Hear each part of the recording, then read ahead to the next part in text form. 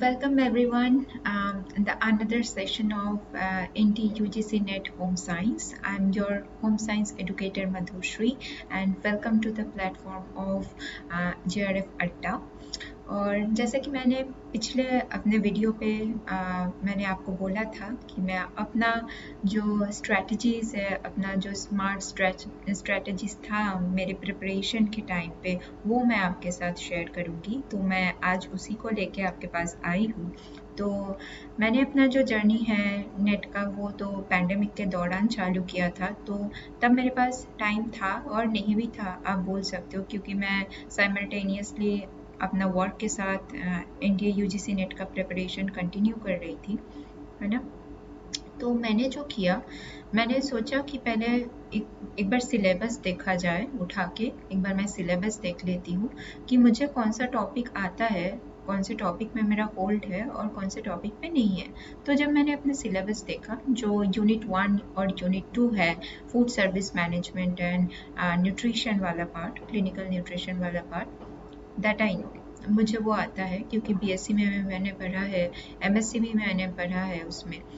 और बाकी जो ह्यूमन डेवलपमेंट है, फैमिली स्टडीज़ है, उस पर भी मेरा थोड़ा बहुत आइडिया है, और बाकी जो जितने भी यूनिट्स था, लाइक टेक्सटाइल, एपरल डिज़ाइनिंग्स, तो ये तो मैंने कभी नहीं पढ़ा है। तो इसको ना मुझे स्क्रैच से चालू करना था, प्रिपेयर करना चालू करना था।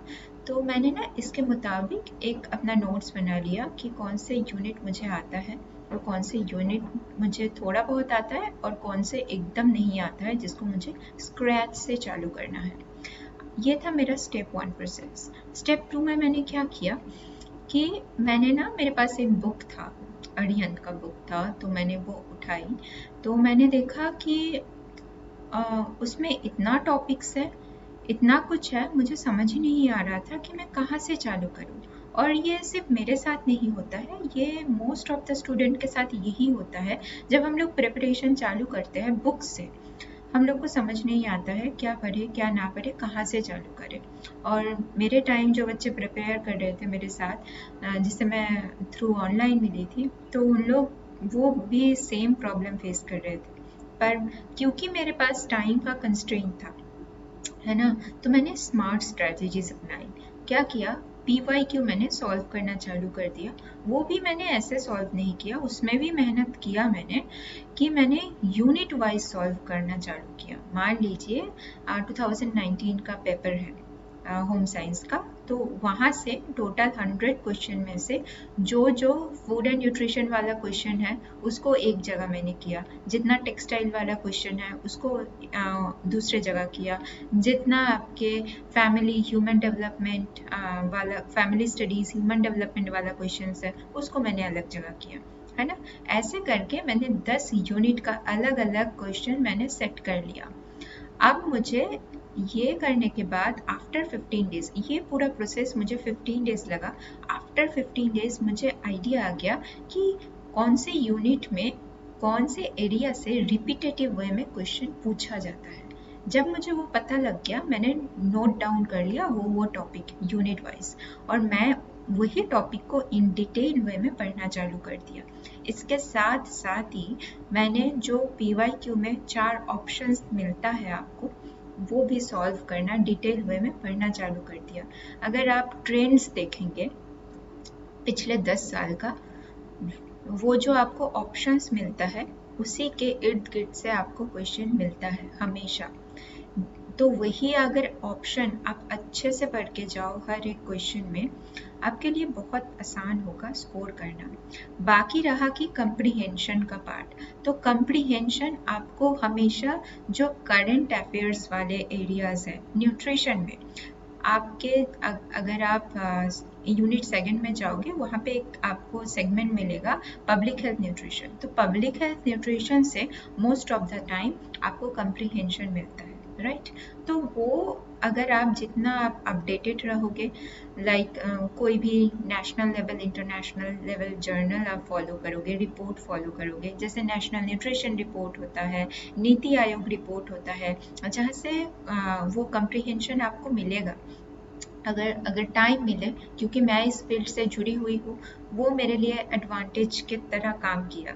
तो मैंने दोनों बारी जब मैंने कम्प्रीहेंशन सॉल्व किया तो मेरा हमेशा 20 में 19 रहा या 18 रहा, राइट। तो वो मेरे लिए बहुत बड़ा एक एडवांटेज था। पर आप लोग पढ़ सकते हो अगर आपके पास टाइम है। डिफरेंट रिपोर्ट, अगर रिपोर्ट भी नहीं पढ़ा, क्या चल रहा है दुनिया में, न्यूट्रिशन सेक्टर में क्या चल रहा है, nutrition I mean public health nutrition sector, community nutrition में क्या चल रहा है, वो आप थोड़ा बहुत ध्यान रख सकते हो, जुगाड़ लगा सकते हो। अभी तो इंटरनेट इतना है, तो थोड़ा बहुत टाइम निकाल के 5 से 10 मिनट आप देख सकते हो कि सैम के ऊपर क्या काम हो रहा है, वेस्टिंग के ऊपर क्या काम हो रहा है, मैटरनल न्यूट्रिशन में क्या काम हो रहा है, एडोलेसेंट न्यूट्रिशन में क्या काम हो रहा है, राइट। वही से ही बनता है थोड़ा बहुत क्वेश्चंस। तो अगर ये प्रोसेस आप कर लोगे, यूनिट वाइज आपको पता लग जाएगा कि कितना पढ़ना है, कितना नहीं पढ़ना है, कौन से एरिया से क्वेश्चंस आ रहे हैं। उसके बाद आप चालू करोगे हैंड रिटन नोट्स बनाना। नोट्स मतलब ये नहीं कि आप एक टॉपिक के ऊपर 3 पन्ना 4 पन्ने का आप लिखते ही जा रहे हो, नहीं। It should be short and crisp. तो क्रिस्प जब मैं बोल रही हूँ, इसका मतलब है बुलेट पॉइंट पे लिखोगे जो जो इम्पोर्टेंट है, जितना आपको चाहिए। आपको हर चीज़ नहीं पढ़ना है ना। आपको नेट क्लियर करना है, आपको जेआरएफ लाना है, तो जो इम्पोर्टेंट है आप उतना ही पढ़ोगे, ज़्यादा नहीं पढ़ने जाओगे तो आप कंफ्यूजन क्रिएट करोगे खुद में ही, राइट।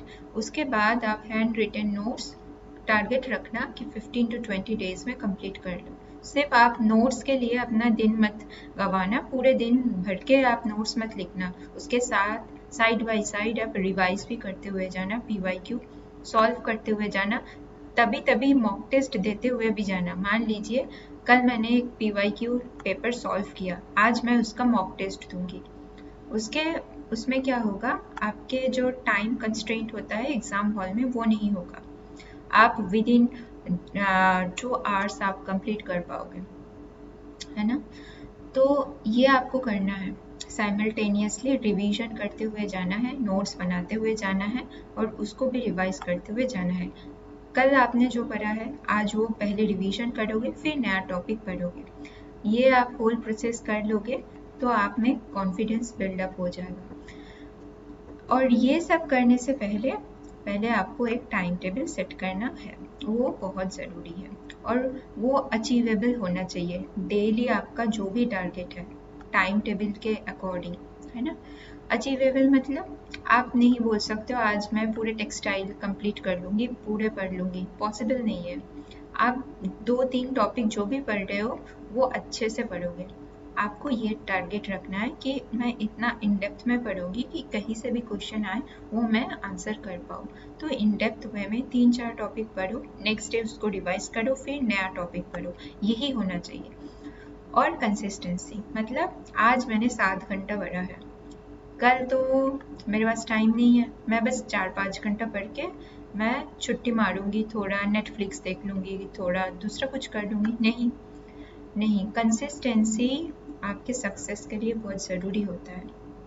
अगर आप आज 7 घंटा पढ़ रहे हो, कल कोशिश करना एटलीस्ट 7.5 घंटा पढ़ो, नेक्स्ट डे 8 घंटा पढ़ो, है ना। और रिवाइज करते हुए पढ़ो, जो आपने पिछले दिन पढ़ा है उसको ध्यान में रखते हुए नया टॉपिक में आप जंप करो और नया टॉपिक पढ़ो।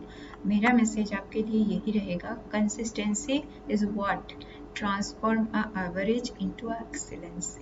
मतलब अगर आप कंसिस्टेंट रहोगे, एक एवरेज स्टूडेंट भी एक एक्सीलेंट रिजल्ट कर सकते हैं, ये मेरा बिलीव है। मैं हमेशा हार्ड वर्क कर तो मैं थी ही, हार्ड वर्क मैं अभी भी करती हूँ और मुझे स्मार्ट वर्क में बहुत बिलीव है कि कम टाइम में कैसे काम हो सके, है ना। उसके लिए आपको फोकस रहना बहुत ज़रूरी है। आई होप कि आप विद इन 1 to 2 months, ये सबका एक एक कंस्ट्रेन होता है, किसी का फैमिली इश्यूज होता है, किसी का जॉब का प्रॉब्लम, किसी का टाइम का इश्यूज होता है, डिफरेंट टाइप के प्रॉब्लम्स होते हैं हमारे। पर अगर आपकी गोल सही है, आपको अपने गोल अचीव करना है ना, तो आपको टाइम निकालना पड़ेगा।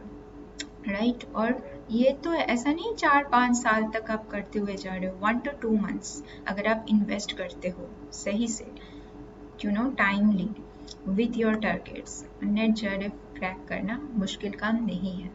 तो ये कॉन्फिडेंस भी आपके साथ साइमल्टेनियसली जब आप रिवाइज करोगे बिल्डअप होते हुए जाएगा कि नहीं, I can achieve the target, तो आई होप कि आप लोग मेहनत करेंगे आगे जाके और ऐसे ही बढ़ते हुए जाएंगे। नेक्स्ट सेशन में मैं चालू करूँगी कोर्स जो इम्पोर्टेंट टॉपिक्स है, जहाँ से क्वेश्चन रिपीटेटिव वे में आता है, वो टॉपिक पढ़ाना। और आई होप कि उसी से इस बार भी क्वेश्चन आएगा। अगर आप ट्रेंड देखोगे क्वेश्चंस वही आगे पीछे ही इर्द गिर्द आते हैं।